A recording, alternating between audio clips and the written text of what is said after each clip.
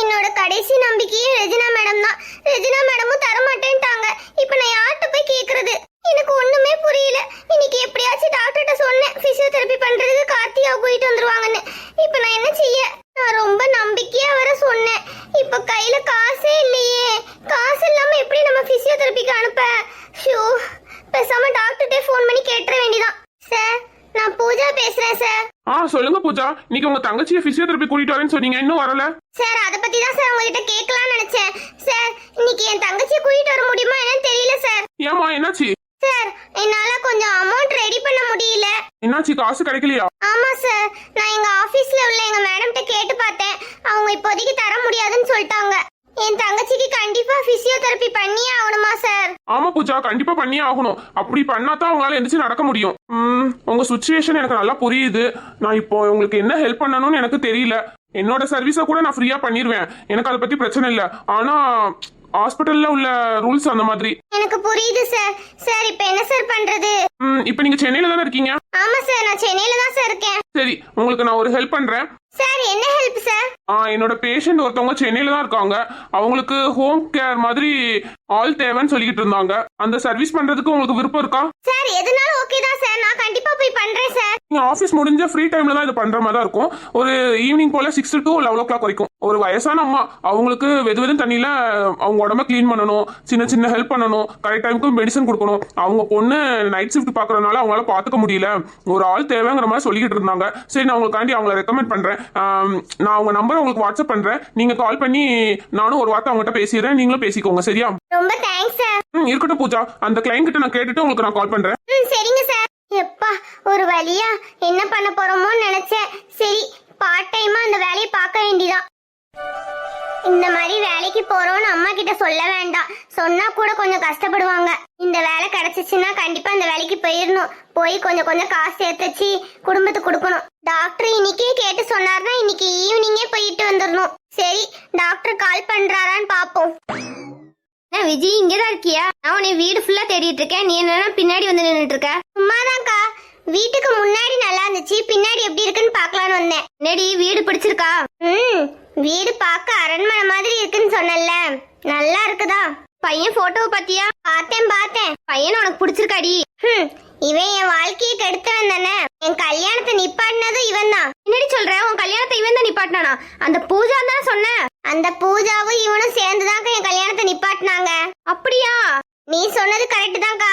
அந்த பூஜா அந்த பையனை நல்லா வளைச்சு போட்டு வச்சிருக்கா. இவளுக்கு ஒண்ணுன்னா துடிச்சு போயிடுவான் போல. விடக்கூடாதுடி, எப்படியாச்சும் இந்த இடத்த நீ தான் பிடிக்கணும். சரிக்கா.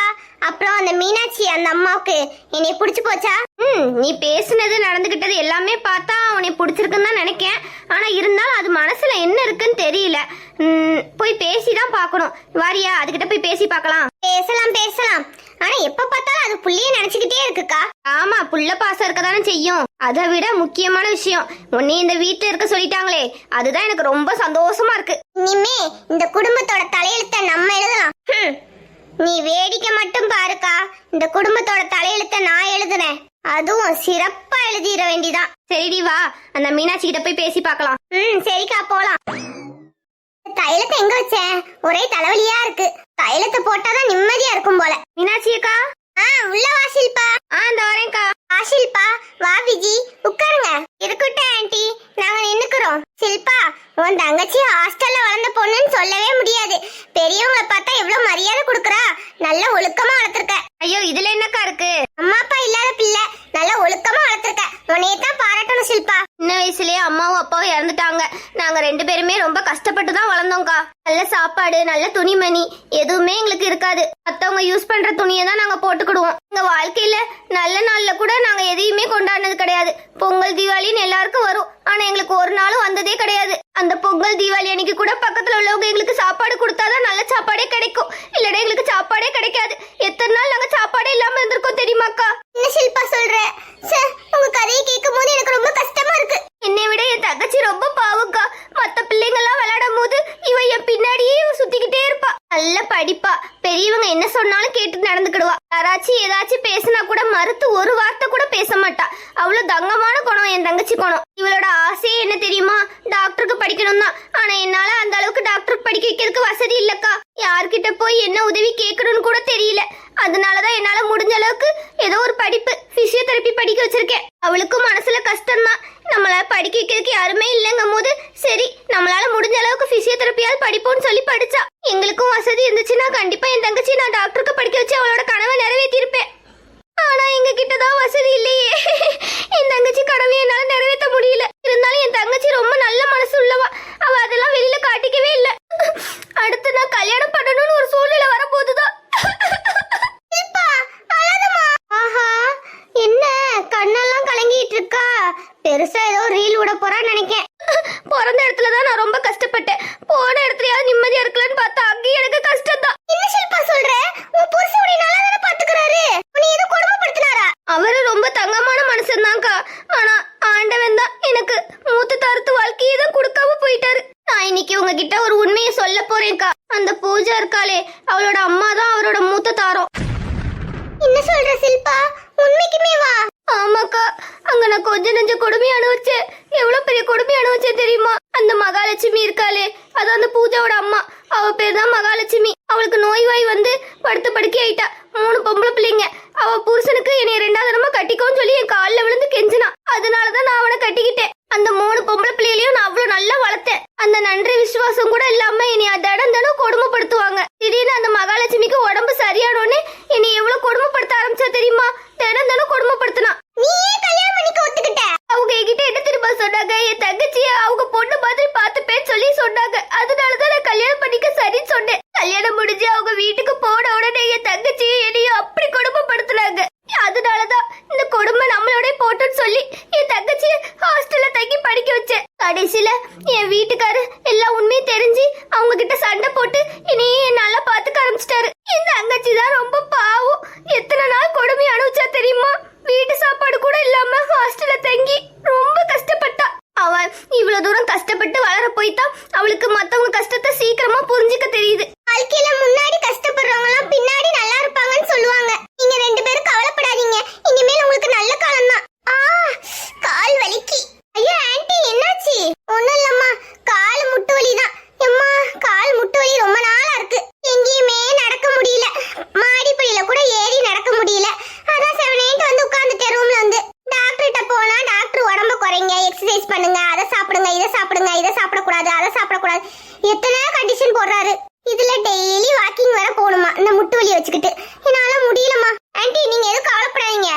ஆன்ட்டி உங்க காலை காமிங்க, நான் உங்களுக்கு அமுக்கி விடுறேன். ஐயோ வேண்டாமா, இருக்கட்டும், ஏன் காலை பிடிச்சிட்டு இருக்க? இருக்கட்டும் ஆன்ட்டி, நான் அமுக்கி விடுறேன். ஆன்ட்டி நான் பிசியோதெரப்பி தான் படிச்சிருக்கேன். இன்னும் 5 நிமிஷத்துல உங்களுக்கு கால் வலி இல்லாத அளவுக்கு பண்ணிடுவேன். எவ்வளவு நல்ல பிள்ளை ஷில்பா, உன் தங்கச்சி உண்மையிலே ரொம்ப நல்ல பொண்ணு. ஆமாக்கா. அக்கா உங்ககிட்ட ஒரு விஷயம் கேட்கணும். நம்ம அருண் தம்பி எதுக்காண்டிக்கா வீட்டை விட்டு வெளியில போனாரு?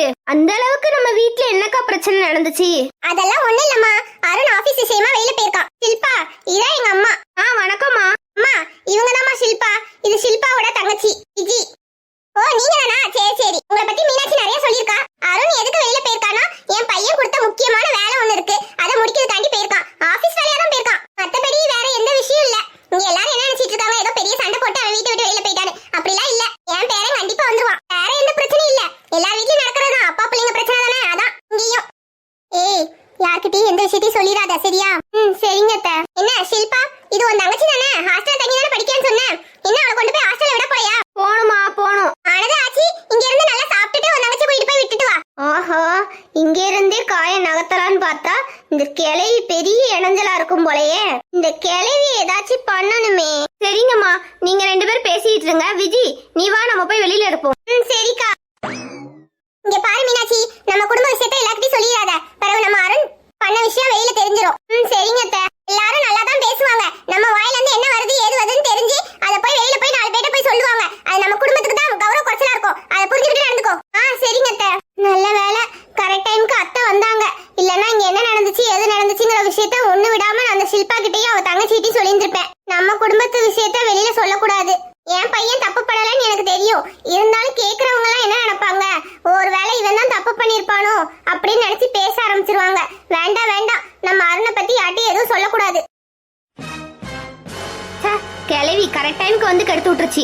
அருண் எதனால வீட்டை விட்டு வெளியில போனா தெரிஞ்சிருந்துச்சுன்னு நினைச்சுக்கோயேன், கூட கொஞ்சம் அதை வச்சே நம்ம ஏதாவது பண்ணிருக்கலாம். அதான் விடுக்கா, இப்ப இனி வீட்டை விட்டு வெளியில போக சொல்றாங்க. நான் இங்கே ஏதாச்சும் யோசிப்போம். எனக்கு இந்த கிழவி பார்த்தாலே பிடிக்கலக்கா. அதுக்கு ஒரு நல்ல ஐடியா ஒண்ணு கிடைச்சிச்சு. என்ன ஐடியாக்கா? அந்த கிழவிக்கு ஒரு பாயாசத்தை போட்டுற வேண்டியதான். புரியல. கொஞ்சம் பொறுமையா இருடி, சொல்றேன்.